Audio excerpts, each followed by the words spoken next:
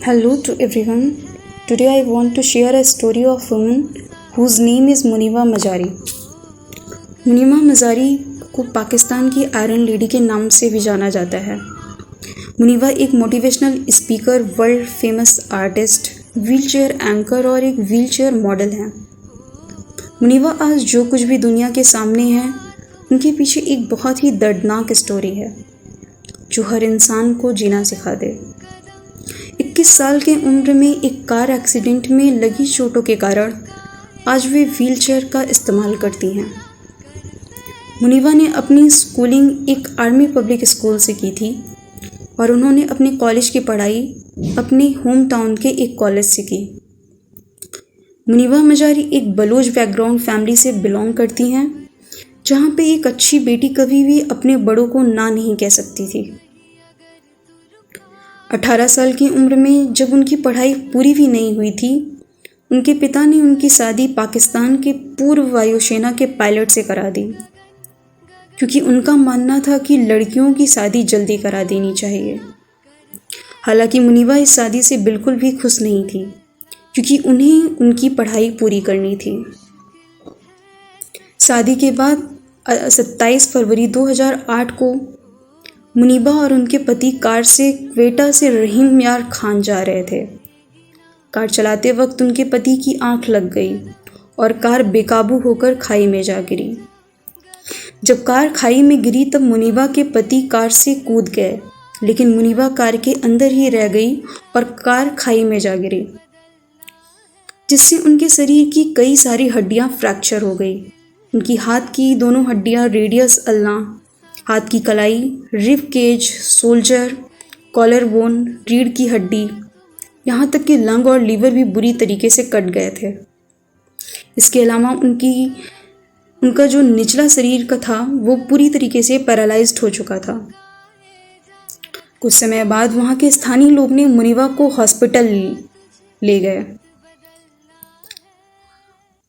Hospital जाने के बाद डॉक्टर ने बताया कि उनकी बॉडी में 50% बोन्स फ्रैक्चर हो चुकी हैं. कंडीशन बहुत ही ज़्यादा क्रिटिकल है. इन्हें किसी और बड़े हॉस्पिटल में ले जाएं. उसके बाद उन्हें रहीम यार खान के एक हॉस्पिटल में ले जाया गया और आखिरी में उन्हें आगा खान हॉस्पिटल कराची में एडमिट कराया गया. वो करीब 2.5 महीने तक हॉस्पिटल में रही. इस एक्सीडेंट के बाद वो काफ़ी कुछ खो चुकी थी और ना कभी चल फिर सकती थी, ना कभी माँ बन सकती थी, जिसकी वजह से उनके हस्बैंड ने उन्हें डाइवोर्स ले लिया. उन्होंने 2 साल बिस्तर पर ही काटा और फिर उनकी फिजियोथेरेपी शुरू हुई, जिससे उन्हें व्हील चेयर का इस्तेमाल करने में काफ़ी हद तक मदद मिली. मुनीबा एक्सीडेंट के बाद काफ़ी कुछ खो चुकी थी.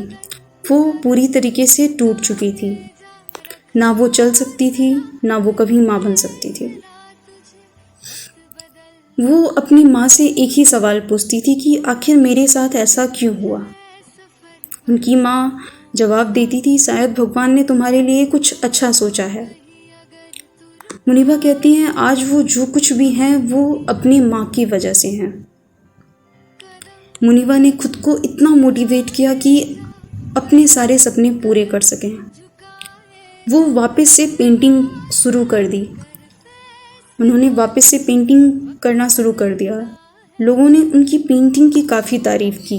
धीरे धीरे उन्हें अपनी पहचान मिलने लगी और वो एक मोटिवेशनल स्पीकर, एंकर और मॉडल भी बन गई.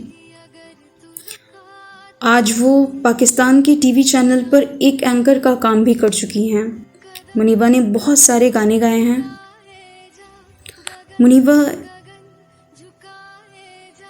ने एक बच्चे को अडॉप्ट किया है, जिसका नाम उन्होंने नाइल रखा. मुनीबा एक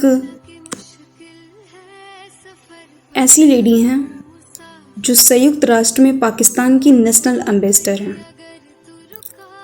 वे एशिया की पहली व्हीलचेयर मॉडल बनी.